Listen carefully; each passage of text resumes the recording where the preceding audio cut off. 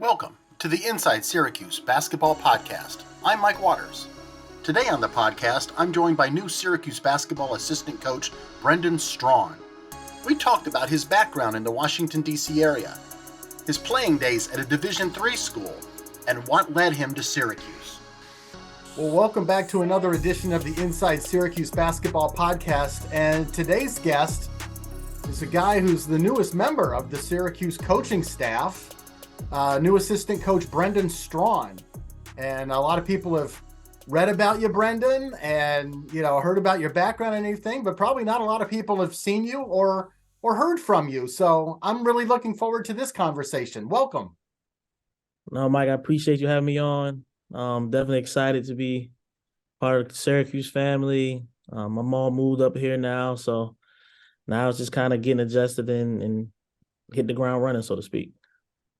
Man, you've hit the ground running so much. It's like I don't even know if your feet have hit the ground. You're moving so fast. It really has been a whirlwind. I mean, you had to get here in between moving in and everything. But Adrian Autry, he got you on the road quick too. I was just wondering, what that whole thing was like, just to immediately start recruiting for Syracuse. Yeah, no, it was a whirlwind to say. So kind of all started, obviously the season ended. Coach got announced that he was going to take over the program. And then probably, a couple of days later or so, week or so later, we kind of connected about, okay, hey, the opportunity here could happen. I actually went to the Final Four in Houston with GW gear, and, down there there's, coaching workshops and, professional development opportunities. And I'm down there as a GW employee. And, throughout that process, though, I was, filling out the paperwork, doing background, everything for Syracuse. And then Syracuse decided, hey, we want to announce it, essentially while I was at the Final Four during that professional development week. And so while that happened, I had to resign from GW because now the official announcement from Syracuse came out.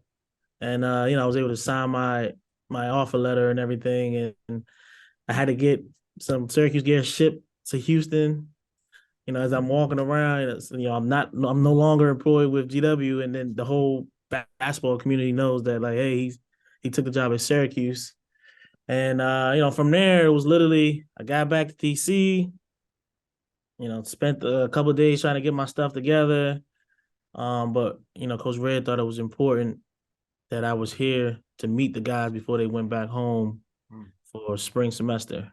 So got up here and was able to kind of get involved in workouts a little bit. The very next week was the, opening live period for AAU events across the country. So I'm, running and doing that. And in between that, trying to finish up my paperwork for Syracuse, trying to find somewhere to live, going back home over the weekend, tying up some loose ends. And, so that kind of went on for about 2 months where I were living in a hotel here in Syracuse during the week, going to work, with the portal. Obviously during that time, the Jesse thing went down, and then we were recruiting, some of these other guys that ended up committing, Chance and Kyle and Naeem, but, working during the day, flying home on the weekends, so trying to be with family and, take care of some things in there. They're flying back early Monday morning, just so, I'm working here, but living in another city. So, definitely some tired nights, but the opportunity, this whole experience has just been exciting and fun, and, I wouldn't trade it. It's a part of the journey, so to speak. So did they get SU gear down to Houston in time for you to wear? I did. I actually did. So I had SU gear. So I got there on a Wednesday. I think they announced it on Thursday, and I had some SU gear by Saturday. So it worked out. And now, I got a little more gear than I had before. So I'm sporting the S in and around the city and around the country. So now I know the coaching community. I'm sure when you got down to Houston, even though you're wearing GW gear, you've got people coming up to you going, "Hey, I hear Syracuse is Yeah. right." How much did you have to fend off people like that for about 48 hours? Yeah, no, it was how do you say it, like a worst kept secret kind of thing, so to speak. And this is actually where, growing up in my area, Syracuse is a, big program, big fan base, iconic brand. And so you hear about it. And I've known about it from afar. But actually, man, I had came up here to, see everything for the first time. So one of the cool things is you know, all my history of like coaching a lot of, pretty good players, guys that move on to the next level, guys that actually came and played here and played well here at Syracuse. I never actually been to Syracuse. So Really? a lot of, the elite camp that coach used to run in late August was, a pretty big deal for, mid-Atlantic, East Coast AAU team, high school teams where, a lot of the top players would come up, a lot of the coaches would come up.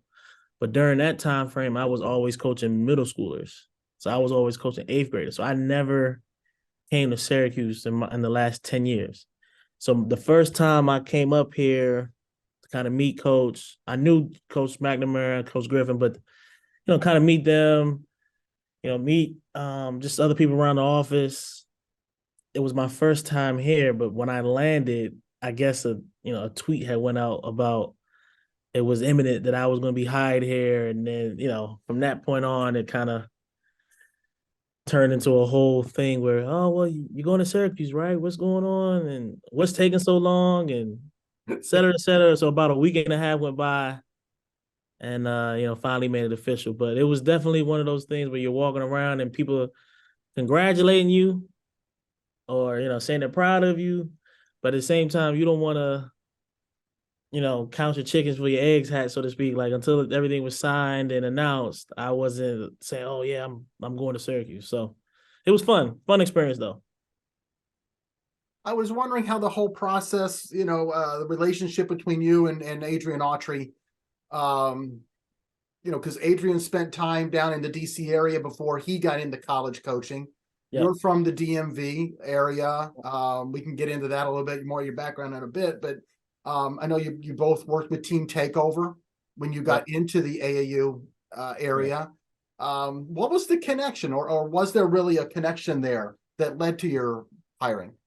yeah. No, so really, me and Coach Autry, we did work for the same organization, but it wasn't in the same time period. Right. So, he had moved on to Virginia Tech while I was still in college, and when I got out of college and got into coaching a more on a higher level, so to speak, within grassroots. He was on to the other side. But honestly, man, just as I knew, I wanted to be, a college coach, and started that whole process. I was really like the young guy that was in the area, running around, taking kids to workouts, picking them up, taking them to practice, fostering those relationships with different high school coaches in the area, AAU coaches in the area. And then, as the summertime hit, college coaches.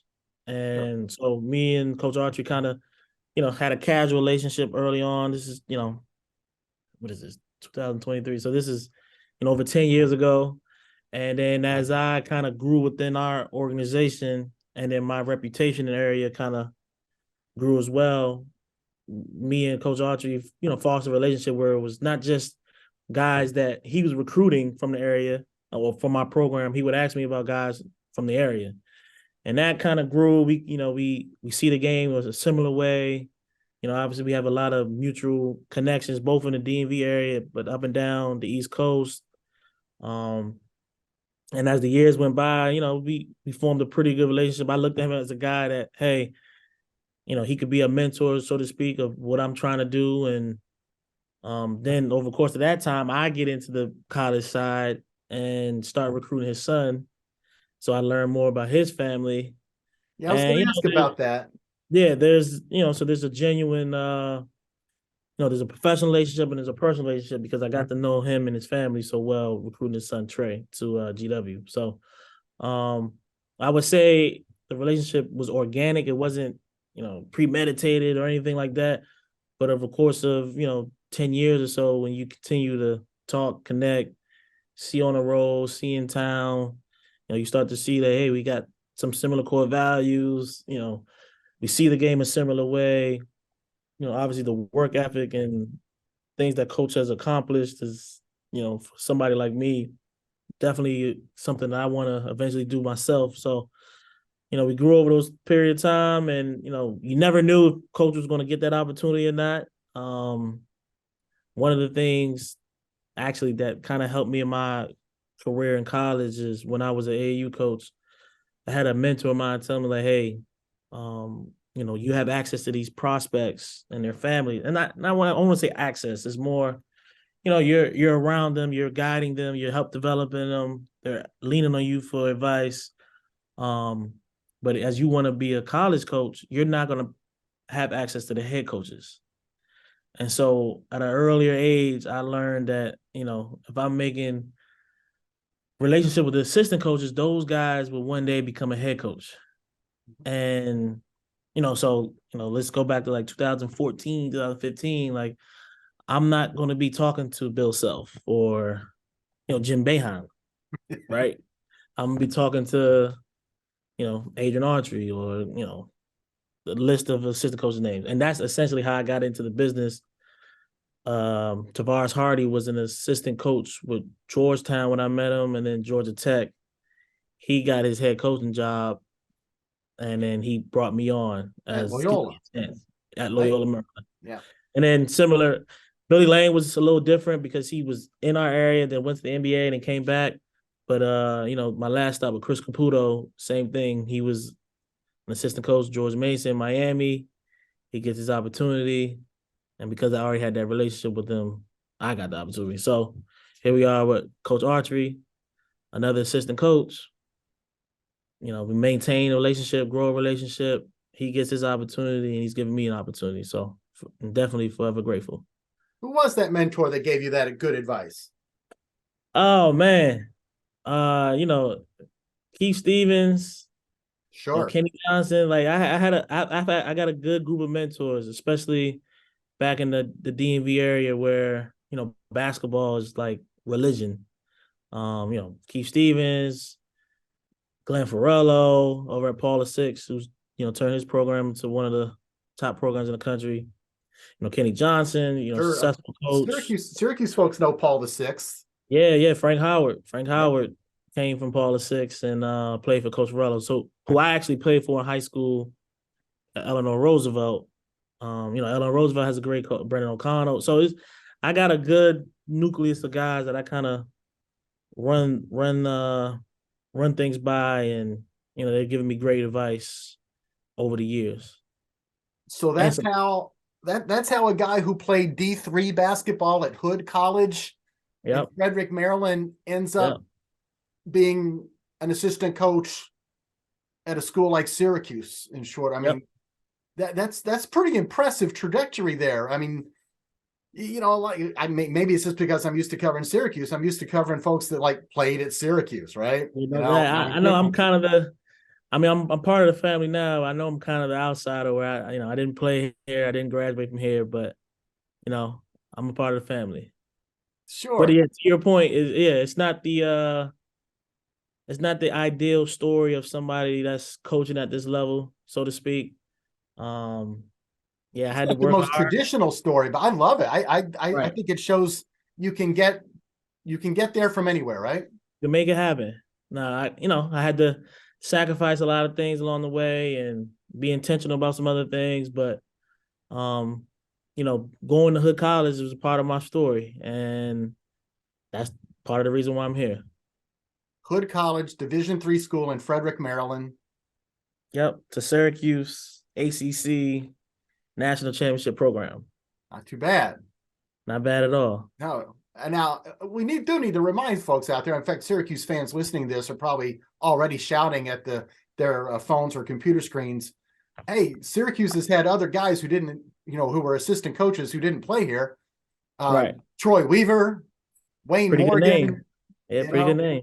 Yeah, Wayne Morgan, way before your time. Rob Murphy, and Troy and Murph both recruited that DC area really well. Yep. Yeah, I know Troy a little bit, so and big shoes to fill, so to speak. But I'm excited. I'm excited. Did you always I want know to be? just in general, like the college landscape now is kind of going into former players at the former school thing, and everybody has their own way of doing things. But I'm grateful that I got an opportunity here as a person that's not a former player or alumni of the school. So, Did you always want to be a college coach? Because I know at Hood, I think you were a math major, right? yeah, no. So I I grew up. Let's say early on, everyone wants to go to the NBA. Then when you start playing high level AAU, you start playing kids from California, Texas, Georgia, Ohio, Chicago. You start to realize, okay, it's gonna be tough. And I'm not 6'5" or anything. I'm 5'10", 5'9", like, so I'm a average height guy. And once you start to realize, hey, the NBA is not gonna work out, okay, you can still play in college. I played in college for the love of the game. But it was also in the mindset of like, okay, I want to be an accountant. So I went to college. I got a business management degree with a minor in finance and a minor in accounting. I had an internship with Merrill Lynch. When I graduated school, so I graduated in May. In July, I started my accounting job for the state government in Maryland. So I was kind of always in that mode of, I'm good with numbers. I like money. My father was an accountant, so I was kind of exposed to that early on. And that was the kind of path I was going on. But during college, while I was, a pretty good player playing in the summertime, again, in the DMV area, there's a ton of open gyms, open runs. At this time, the personal training wave has just started kind of picking up where guys are doing individual workouts and all that. Yeah. And so I was in, great shape playing, but during the summertime, I didn't have a job. I would, because you wanted to play ball all summer. What I would do is start working basketball camps. So I would, work, local college camps. So I worked Maryland camp, the Naval Academy camp, Glenn Farello had a camp. And actually during those years, where I was just trying to get $200 in my pocket for a week to have some money, I started to realize like, hey man, this is something I can see myself doing. Even though I'm coaching, middle school kids, elementary school kids, there's a chance to be around the game. And I'm a very competitive person. So in those climates, every camp session, I wanted to win the camp championship. Had a pretty good camp record too, if I don't mind saying. But it was during that time I was like, okay, maybe I can pivot as I continue to reach my academic goals and get my degree and set myself up in that landscape, so to speak. But with basketball, this is a way to stay around the game and hopefully, one day this could be my day job. And so, again, this is like 2010, 11, 12. And right around that time, too, was in the basketball landscape. That was the beginning of guys kind of hiring grassroots coaches directly into college. And so for me, I actually saw one of my former coaches go from an AAU coach to a college coach. Kenny Johnson, he was a JV coach at my high school under Glenn Farello, and he made the jump, made it big, and I'm like, all you got to do is see one person do it to give you motivation that it can be done. And so when I finished when I finished graduating college, I had my day job, and then pretty much all the other time was spent getting better as a coach, getting more exposure as a coach, and working towards the opportunity of creating an opportunity for myself to one day be able to make that jump. And it happened like 9 years later, 8 years later. So that's amazing. That's really cool. That's yep. really cool. Now, I know you've only been here a short time, but you go through the interview process with Red. You've known him a little bit. Yep. Have you guys talked about recruiting philosophy? Is there such a Yeah, thing? well, no, for sure. I mean, obviously with Coach being the head coach now, there's a lot more responsibility he has as far as on the court, off the court, whether it's fundraising, alumni relation, traveling, meet and greets, foundation stuff. Like so his time is spread, and he's not gonna be. I mean, he's gonna be on the road recruiting, but obviously he can't do as much as he used to do. And Syracuse has had a lot of great players from the DMV area. Not to say that it hasn't had a lot of great players from New York, New Jersey, Philly, the Boston area, but the DMV area has been a good area for Syracuse to go down and recruit. And the brand, the program still resonates very strongly down in that area. And I'm a guy that down there, I'm pretty well connected, and the opportunity to represent the program down there, to recruit the best players down there, it makes a lot of sense. So from a philosophy standpoint, it's definitely, we want to recruit the best players in the DMV area, Baltimore, Philly, Jersey, New York, up in the prep leagues. And then, continue to do some stuff nationally. Like Syracuse was able to get out on the West Coast a little bit, get out in the Midwest a little bit. So I think, where there's relationships, we definitely will explore those. But as far as like the bread and butter, definitely, DMV, Baltimore, Philly, Tri-State, and the prep leagues. So we have a pretty good plan. We just got to execute, and we're definitely going to do that. So you have your Syracuse gear now. Yeah. So when you go back, I don't want to say home. Your home's here now for you, by the way. Well, yeah, that's always gonna be home. When you go back home to the DC area, what's it like wearing Syracuse gear around there now? No, it's people are excited, right? For me personally, but then also again, like growing up, Syracuse was one of those programs. I could speak for myself too, really. Down in DC area, that's ACC Big East country. So everyone grew up. Georgetown, Syracuse is like everything down there, right? So if you were playing ball or you were part of the generation above me, it's Duke, Carolina, it's Georgetown, Syracuse, and Villanova now has kind of infiltrated the area a little bit, but those are like and of course Maryland. So those are like the college programs. So you see a guy like me who grew up in this area, played in the area, coached in the area, not necessarily was the biggest name, but representing the brand with the S is pretty cool. So a lot of people are happy for me personally, but then also happy to see the blue and orange down there in gyms and in front of kids, in front of coaches. They haven't announced the date of the game, but Syracuse will play at Georgetown next season.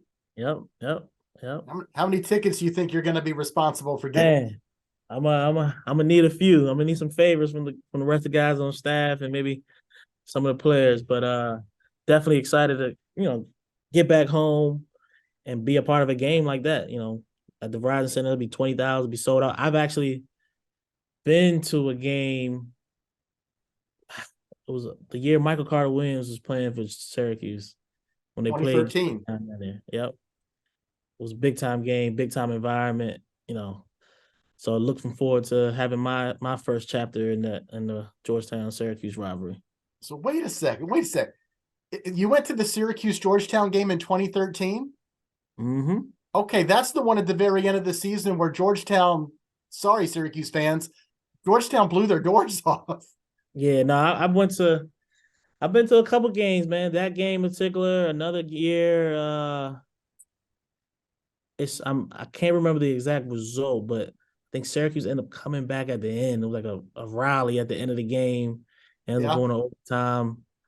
But I could just remember just the hysteria around the game, like outside before the game, the tailgating, oh yeah. You expect, at Verizon Center, it's a Georgetown game. Okay, you see a bunch of Hornet fans, but you look up and it's a sea of orange, in the upper deck and the lower bowl, and just an exciting environment that you would, I'm an AAU coach. I'm telling my players that, hey, you would love to play in something like this. And now that I'm a coach in this, I'm like, man, I can't wait to coach in an environment like that. So, no, it's gonna be exciting. Definitely can't wait to figure out when that day is, and I definitely have a lot of families and friends in the building, and I'm sure there'll be some pretty good players who to see themselves playing in that rivalry there as well.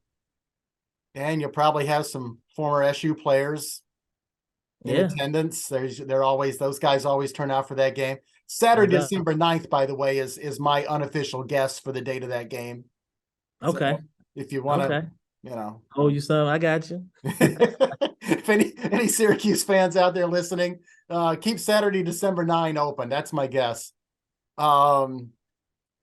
So are you excited for the summer? Because, I mean, it's just around the corner now. Probably by the time this podcast actually airs, you're going to be getting ready to hit the road for July, right? Yeah, well, shoot. It's not even just July anymore. It's June. So last weekend, the high school period has kind of opened up in June where the guys play for the high school team. So, was on the road last weekend. I'm actually getting on the road tomorrow to, start recruiting for the rest of this week. And then, NBA Top 100 Camps next week. So that I'm going to that. And that's still in the month of June. And then July hits, and that's when the heavy recruiting period starts. But we're also bringing our guys back on campus. So, in the mixture of on-court workouts, developing those relationships, getting these guys, acclimated with the new regime. I mean, it's not really a new staff. I'm the new guy, but some of the new things that we're doing. You got to get out and recruit Peach Jam, recruit Under Armour and Adidas, and Vegas is back this year. So just a lot going on, but we got to make sure we take care of our guys while they're here as well. So it's definitely a busy time, but again, like just everything with my transition is definitely exciting to be a part of. But the month of July it's a rough one. It's a rough one. I'll be gone. The days I'm on the road, and as soon as I get back, you're in the gym, and then you're back on the road. So I'll probably keep my suitcase by the front door and just unload it and pack it and ready to go the entire month. Sounds like a good plan. Well, listen, this has been a fun conversation, Brenden. I really appreciate it. Thanks for stopping by the podcast, and look forward to talking to you as the season approaches. And thanks again for coming by. It's always good talking to you. No problem at all, Mike. Looking forward to the next convo. Yep. Appreciate you.